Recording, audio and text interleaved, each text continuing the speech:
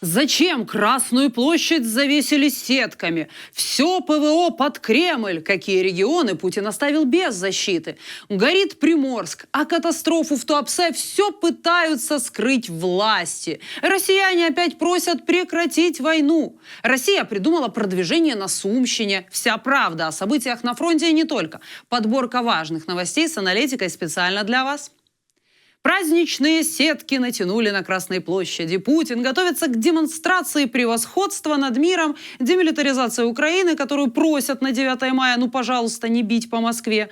РФ настолько побеждает, что в столицу даже стянули около 280 систем ПВО перед 9 мая. Зенитные комплексы перебрасывали в том числе из Казани и Грозного. Оборону столицы выстроили в несколько эшелонов. Все силы на защиту одного дедушки. Пока Москва под плотным зонтиком, другим городам остается меньше прикрытия.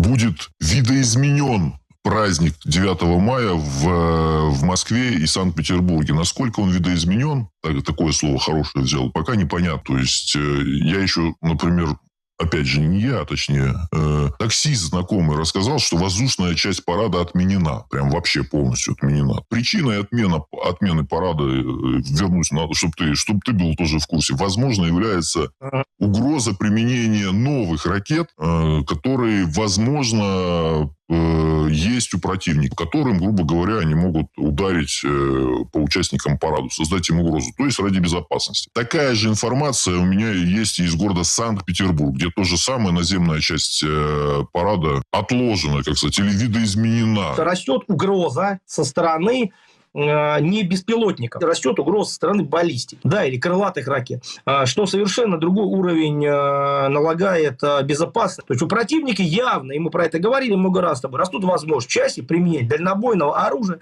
в том числе ракетного, могущество которого, скорость, вероятность поражения, прочие моменты намного превосходят те же ударные дроны. Каждый раз, когда взлетает, самолет-носитель ракет, объявляется ракетно опасный. Я так понимаю, делается в последнее время довольно часто. И самое главное, если дроны летят до Москвы несколько часов, то ракеты крылатые и баллистические летят намного быстрее. То вы представляете, там в момент парад «Равняясь смирно» объявляется ракетная опасность. И что будет? Ну, понятно, картинка прорвется, понимаете? А что будет твориться на площади и вокруг нее? Ну, такое себе будет событие.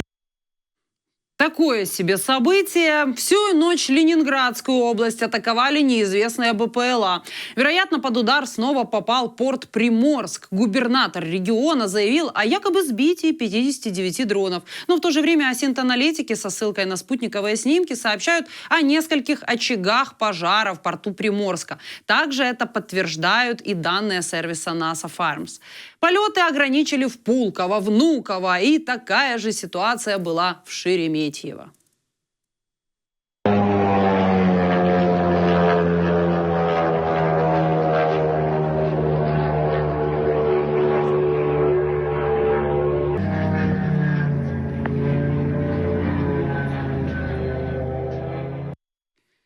Россияне в Туапсе сокрушаются. Ну где же все человеческое? Почему украинцы им не сочувствуют, если они даже против войны?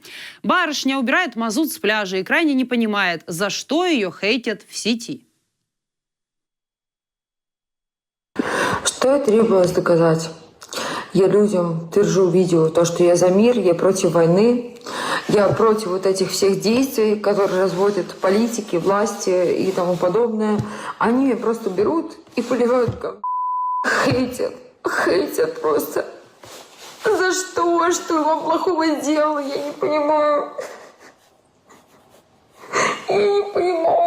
Я против всего зла. Я за мир во всем мире. Я не понимаю. Вот, и тем сказала. А в итоге вот просто на меня вот просто весь шлак какой-то вылился. Я не понимаю вообще вот в чем. Где человечество? Простите меня за маты, за нелестную брань. Но где человечество? Вот просто я не понимаю.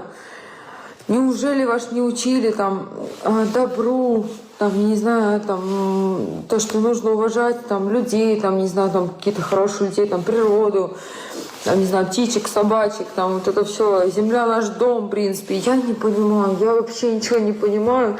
И просто вот мне хочется плакать. Я уверена, что на это видео будет отвечать дерьмом.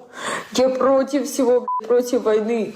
Всех против, там, я не знаю, каких-то там плохих там законов и всего остального. У меня уже язык запутывается, потому что я не знаю, как подобрать слова, чтобы меня не посадили.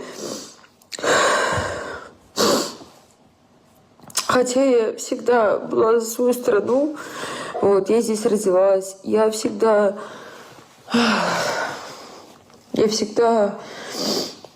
вот с 24-го года я убираю мазут. Сейчас, 26-й год, я убираю мазут в Туапсе. Вот. И я помню с детства, как к нам приезжали родственники с Украины. Мы все вместе гуляли, отдыхали, там, не знаю, с родителями. Я там маленькая была, понятное дело. И вот я никогда меня родители не учили какому-то нацизму. Я всегда была за все нации, за весь мир, во всем мире. И просто на меня льется, блядь, дерьмо какое-то. Я не понимаю, за что. Они меня блядь, ну сколько можно? Неужели ваше человеческого ничего нет? Неужели человеческого ничего нет? Вообще ничего. Вот просто ужас. Думайте, люди вы или нет, это просто пиздец какой-то, простите меня, Господи, прости меня, Господи, за нелестную брань и все остальное. Ну, это просто, у меня отключается мозг, я не знаю, я уже не понимаю вообще ничего. А где был этот мозг, когда бомбили Каховскую дамбу и устроили экоцид? Когда бомбили Ахмадит и детей, которые находились непосредственно в реанимации?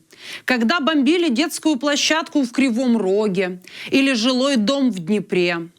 Когда растекалось масло в одесских портах? Где был этот мозг? Где была планета наша Земля? Когда была Буча?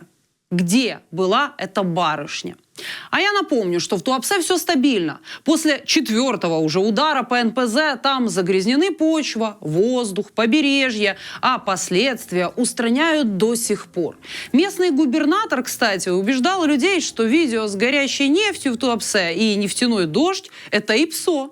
Горящую нефть, говорит, сбрасывают украинские дроны. Вениамин Кондратьев назвал это подлой тактикой и заявил, что никаких серьезных прилетов на самом деле нет. Нужно внимательно смотреть, что нам пытаются навязать. Мы видим новую, я бы сказал, подлую инновационную тактику врага. Они цепляют к дронам дополнительные баки с мазутом. Зачем? Чтобы при сбитии создать яркое пламя, дым. Это чистой воды психологическая атака. Работа на камеру. Мы это называем эффектом нефтяных капель. Когда наши ребята сбивают цель, этот мазут распыляется и горит на земле. Создается картинка, будто что-то горит серьезное, а на деле просто догорают остатки вражеского топлива. Это все жалкие попытки выдать желаемое за действительно. Никаких серьезных прилетов нет, это я вам заявляю официально. А если и есть некоторые очаги задымления и локального возгорания, то это исключительно из-за падения обломков уничтоженных аппаратов и их последующей неконтролируемой детонации при ударе об землю. Очень примечательно, что после того, как это интервью разлетелось по телеграм-каналам, редакция «Анапа Регион» удалила страницу и заявила о взломе. По данным анализа Киберборошна, новый пожар начался на участке, где расположены 4 резервуара по 10 тысяч кубометров. Как минимум 2 из них сейчас горят. Кроме того, асинт-аналитики Астра опубликовали ночные видео с камер наблюдения. Предполагают, что во время атаки мог быть поражен еще и российский комплекс ПВО. Вероятно, это мог быть «Панцирь». На записях также видно запуск ракеты ПВО, а через примерно 3 секунды вспышки рядом с установкой. Предположительно, это мог быть момент удара по комплексу. Затем видно что-то похожее на взрывы на месте его размещения и нештатный пуск ракеты, которая уходит вниз и падает в море. Всего этого уже, если посчитать, 8-й удар по туапсинскому НПЗ за все время полномасштабной войны. Я также не могу не напомнить вам, друзья, первомайское видео от туапсинцев. Здравия желаю. Вот такое у нас сейчас 1 мая в городе-герой Туапсе. С праздником, дорогие товарищи!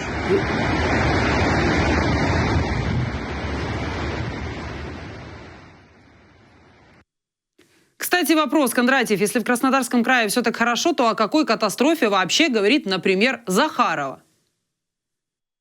Может быть, где-нибудь в Италии, во Франции, Германии, может быть, в Австрии рассказали о том колоссальном экологическом ущербе, который наносят спонсируемые ими дроны, которые залетают, например, на нефтехранилища, бензоколонки, бензостанции, так сказать, заправки.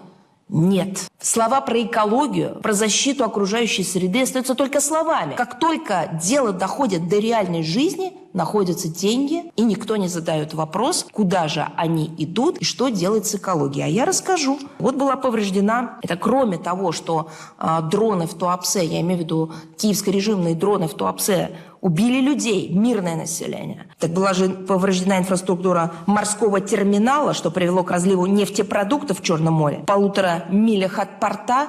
Что там говорит Европейский Союз на этот счет? Что говорит НАТО? Ведь Черное море омывает берега не только Российской Федерации. Нет, молчат. А ведь возникла серьезная экологическая угроза. Площадь загрязнения составила порядка 10 тысяч квадратных метров. Где все? Где вот эти западные экологи? Где бесконечные неправительственные, так называемые западные неправительственные организации, которые, конечно, спонсируются на государственные западных режимов деньги? Почему же они не замечают этого всего? Потому что тогда нужно будет называть вещи своими именами. Да ладно, какая там экологическая угроза. Вон Гаспарян и ему подобные говорят, что не страшно, и пляжный сезон будет, и вообще надо улыбаться. У них как-то интересно. Вот удар по экологии есть, а последствий почему-то нету. Сегодня я понял одну очень важную вещь для себя. Наши включения произвели просто фурор в украинском сегменте интернета. Нас всячески пытаются обвинить во лжи, я это читаю, смотрю, и я неожиданно понял одну очень важную вещь. На данный момент ситуация здесь, в Туапсе, это экологическая катастрофа, она является для нашего противника символом краткосрочной победы. Им так не хватает этих побед, Сергей Сергеевич. И вот то, что они смогли здесь устроить с нашим морем, с нашей экологией, как они смотрят на то, как мы пытаемся здесь эти последствия победить, это для них, ну, просто как прививка какая-то, вот радости. И вы знаете, уважаемые жители Туапсе, я вам с уверенностью хотел бы сказать, что каждая наша улыбка, каждый человек с хорошим настроением, не паникующий, это им как лезвием по стеклу ведет. Поэтому... Слушай, подожди, но мы сегодня были на пляже, вот основной пляж, где проводится работа по очистке. Ну, мы с тобой видели, это есть в наших каналах, мы это показывали утром и днем, есть эти видео, пожалуйста, можно их взять и посмотреть, ничего не скрываем. Но там работа проводится с такой скоростью, что совершенно понятно, что к курортному сезону люди спокойно приедут в Туапсе и спокойно смогут отдыхать на этих пляжах. И в этой связи я понимаю, почему наш противник так переживает, потому что вот вчерашняя ночь. Я выкладывал, кстати, в канале в своем, какие были удары. Здесь невозможно, 3 часа с половиной невозможно было даже сидеть, потому что мы несколько раз заходили в ванну, потому что летели осколки. И ты понимаешь, что они это делают только для одного. Ну, хоть как-то продлить эту агонию, ну, давай назовем это кратковременной своей победой мнимой. Ну, это же абсолютное безумие, то, что они делают. И не будем забывать, что, по сути, после первого удара удачного уже никакой военной, именно никакого военного эффекта они абсолютно не добились. Это чистый терроризм и чистый удар по мирным жителям региона и, естественно, по экологии. Ну, то есть целая цистерна – это совершенно не военный эффект, ну, который уже не совсем целая. Что ж, россияне уже не хотят СВО, так называемое, и Киева за 3 дня тоже, подозреваю, даже парад не очень ждут. Говорят, лишь бы война закончилась, хотя есть и особенно примечательные экземпляры. Смотрим.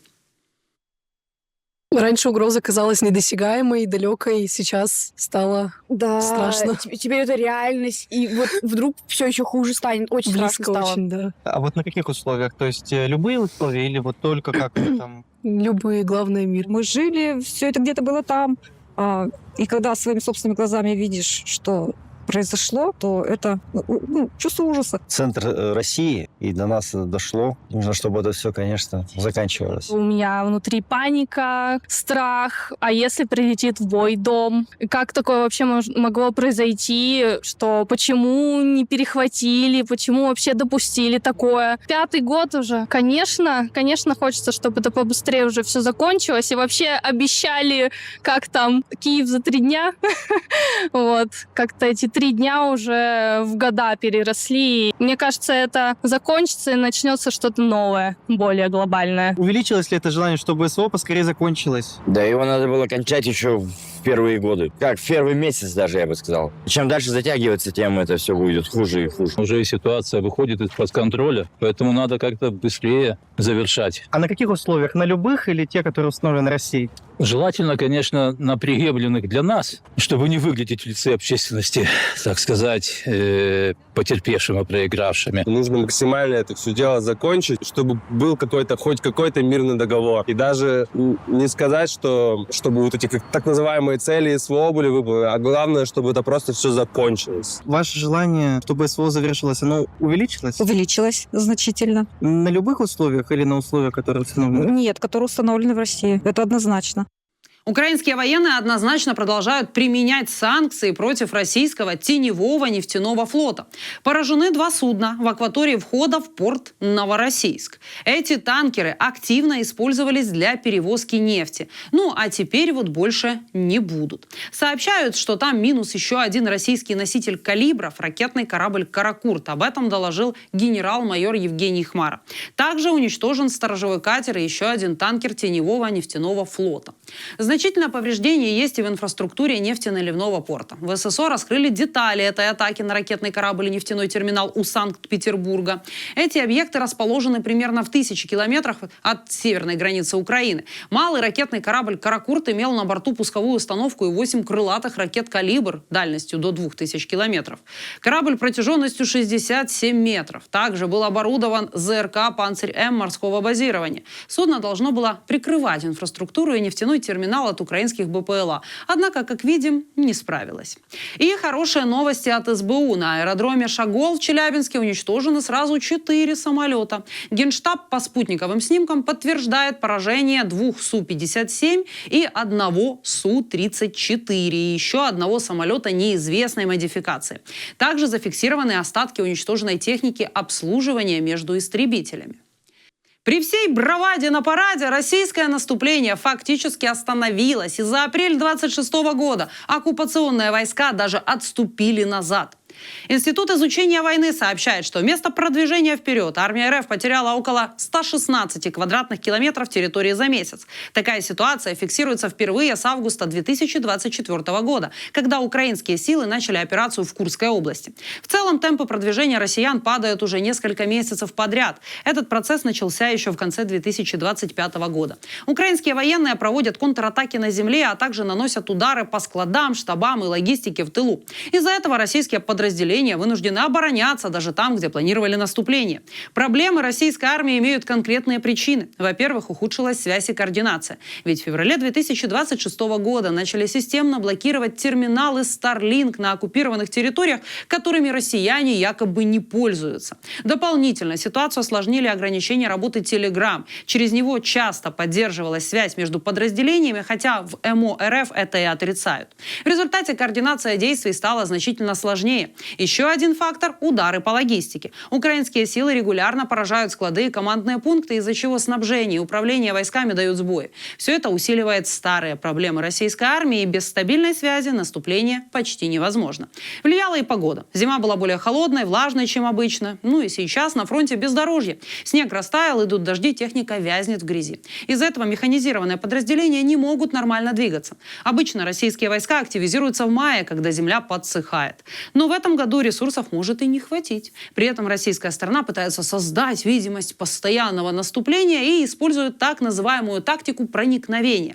Небольшие группы заходят в серые зоны, но реального контроля не имеют. Хотя в отчетах это подается как захват. По цифрам разница заметна. За последние полгода россияне продвинулись примерно на 1500 квадратных километров, тогда как годом ранее более 2000. Средняя скорость наступления тоже резко упала. Сейчас это лишь несколько квадратных километров в сутки, тогда как раньше было почти втрое больше. В итоге реальное продвижение российской армии минимальное, а многие территории, которые якобы захватывает РФ, остаются спорными зонами без закрепления. Россия снова заявила, например, о якобы продвижении в Сумской области, но это не соответствует действительности. Украинские военные сообщают, что село Мирополье остается под их контролем и никакого захвата не было. По их словам, подразделения ВСУ полностью удерживают этот район. Более того, в последние дни там не фиксировалось даже попыток штурма или продвижения со стороны российских войск. Военные считают, что подобные заявления – это информационные вбросы, которые традиционно появляются накануне того же 9 мая. В этот период российская сторона пытается продемонстрировать хоть какие-то успехи, даже если они существуют только в заявлениях. Также подчеркивается, что нынешняя война длится уже дольше, чем та, победу которой Россия ежегодно празднует. Однако для внутренней аудитории ей все равно нужны какие-то достижения. Что касается ситуации на месте, накануне украинские десантники сообщали, что российские военные пытались атаковать позиции ВСУ в этом районе, в том числе используя маршрут вдоль газопровода. Однако эта попытка, как и другие, была неудачной и результата не принесла. Что же за ситуация на границе с Беларусью? Президент Владимир Зеленский сообщил, что там зафиксирована необычная активность. По его словам, украинская сторона внимательно следит за ситуацией, все контролирует и готова реагировать при необходимости. Напередодні була доволі специфічна активність на ділянках кордону України та Білорусі з боку Білорусі. Уважно все фіксуємо, все контролюємо. І якщо буде потрібно, ми будемо реагувати. Україна готова захищати своїх людей, свій суверенітет, і кожен має це розуміти. Кого намагається втягнути в будь-яку агресивну активність проти України. В сети писали о 2 вертолетах и зонде со стороны белорусской границы. Ситуацию прокомментировал также руководитель Центра противодействия дезинформации Андрей Коваленко. Он считает, что со стороны Беларуси возможны лишь небольшие провокации, которые больше навредят самой белорусской стороне. Ранее, напомню, появлялась информация, что Россия может пытаться втянуть Беларусь в войну против Украины. По данным разведки, в стране уже развивается инфраструктура вблизи границы и обустраиваются артиллерийские позиции. Отдельно Зеленский в апреле отметил, что по итогам доклада Сырского видно попытки перегруппировки сил. Но, вероятно, это делалось для компенсации нехватки личного состава. Неожиданно, но после разговора с Зеленским премьер Словакии Роберт Фицо поддержал вступление Украины в ЕС и подчеркнул, что без согласия Киева мирное соглашение с Россией невозможно. Вот это поворот. Эффект Орбана, кажется, рассеялся вместе с его поражением на выборах. Но слишком очаровываться этим не стоит. 9 мая Фицо все равно летит в Москву, и он не перестал быть союзником Путина, просто немного смягчил позицию в соответствии с обстоятельствами. Вероятно, в одиночку держать пророссийскую линию сложнее, чем вместе с Орбаном. Президент Украины уже прокомментировал это волшебное перевоплощение. Хороша розмова була щойно з прем'єр-міністром Словаччини Фіцо. Ми цінуємо, що Словаччина зробила кроки для розблокування європейського пакету підтримки для України та 20-го пакету санкцій проти Росії. Треба, щоб у нас були сильні двосторонні відносини зі Словаччиною, навіть тоді, коли дійсно бувають розбіжності у поглядах. Ми обговорили можливості зустрічі та роботу на міжурядовому рівні. Я, до речі, в команді пропрацювати всі деталі. Глава Словацкой национальной партии Андрей Данко публично раскритиковал премьер-министра Фицо за поддержку Украины и этот телефонный разговор. Заявил, что его партия не согласна с идеей членства Украины в ЕС. Призвал Фицо больше не делать таких заявлений. Триггером стал и анонсированный визит в Киев. Данко назвал это неприемлемым, призвал граждан писать премьеру критические комментарии в соцсетях и выразил разочарование действиями Фицо. Отдельно Данко связал ситуацию вокруг Украины с историческими вопросами после Второй мировой войны и политическими политическими процессами в Венгрии, в частности, с поражением Виктора Орбана на выборах. По его словам, события на российско-украинском направлении в будущем могут повторяться в других странах Европы. Он также упомянул исторические акты 1945 года, которые после войны предусматривали переселение, конфискацию имущества немцев и венгров в тогдашней Чехословакии. Эта тема до сих пор остается чувствительной для части неонационалистических сил в регионе. Кроме того, Данко заявил, что якобы украинцы могут финансировать отдельные политические силы в Словакии. Интересно, какие же? И призвал уделять больше внимания этой теме, а не телефонным контактам с Киевом. Ну, а еще я напомню, что Фица вообще-то под следствием, и ему инкриминируют чуть ли не госизмену. И десятки тысяч словаков уже требовали на площадях его отставки. Что же делать, как не поддержать Украину и не повторять ошибок Орбана?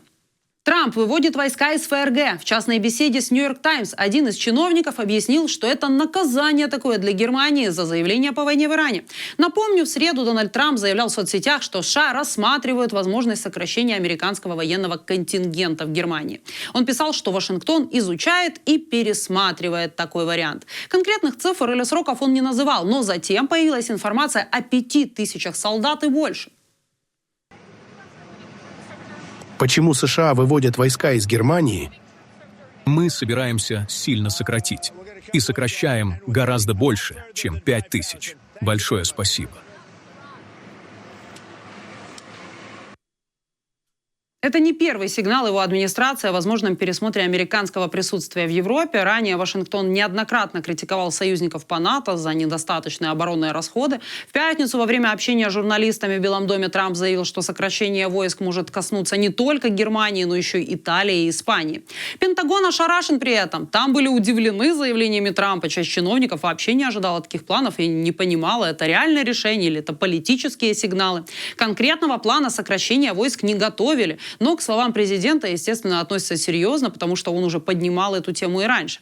Сейчас речь идет о выводе примерно 5000 американских военных из Германии с их передислокацией в США и другие страны в течение 6-12 месяцев.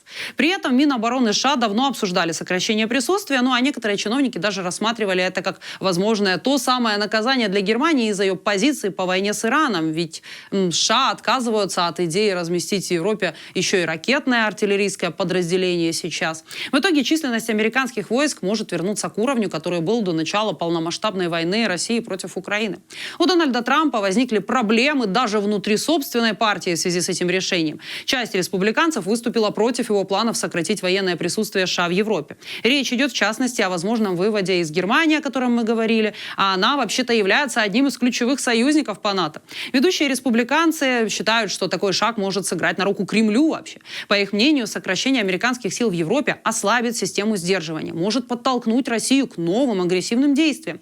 Об этом заявляли сенатор Роджер Уикер и конгрессмен Майк Роджерс, возглавляющие комитеты по вооруженным силам в Сенате и Палате представителей. Они подчеркнули, что США не должны демонстрировать слабость и поспешно сокращать свое присутствие в Европе, так как это может подать неправильный сигнал Путину. Вместо этого предлагается переместить силы ближе к восточному флангу НАТО, к странам, расположенным как раз рядом с Россией.